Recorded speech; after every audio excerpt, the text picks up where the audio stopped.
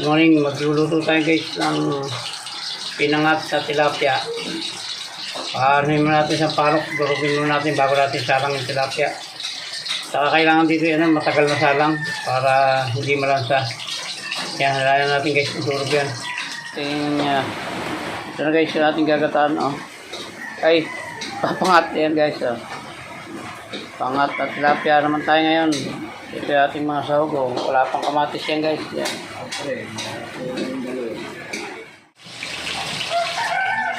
Guys, lagyan natin yung ating kamatis, sibuyas at luya. Saka yung dahon ng sibuyas. At ilalagay natin yung tilapia bago natin lagyan ng kaunting tubig ulit at saka asin.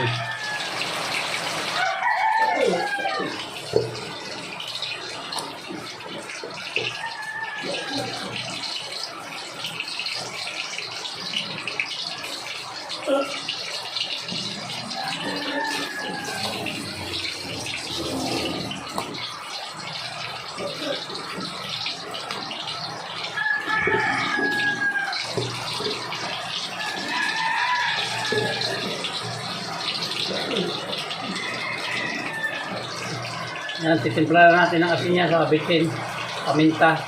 Okay, nilagyan ko ng bitsin, paminta yan sa asin. Basta yung cameraman, kaya tatakpan natin guys. Tapos mamaya lalagay natin yung sili na pamaksew o panigang. Yan guys, pulo na siya. Lalagay natin yung ating siling pamaksew o panigang.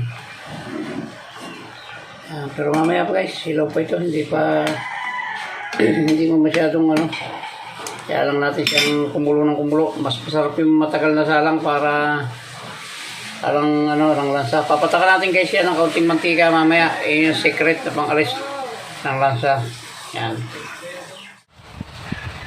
Ini guys, di ba na yung kulay ng sabaw niya? Luto na ito. Papatakan lang natin ng kaunting mantika para tanggal lansa. Yan, tama na yan. At pakukuloyin ko lang ng kaunti yan para umalat yung mantika at papatayin natin guys. Tatakpan ko muna ng kaunti. Yan na guys, pwede na ito. Luto na ito. Kanina po nakasalang ito. Pangat ito guys, kaya ganyan yung pinangat na tilapia. Kaya ganyan yung sabaw niya, kaunti lang, sanap-sanap lang.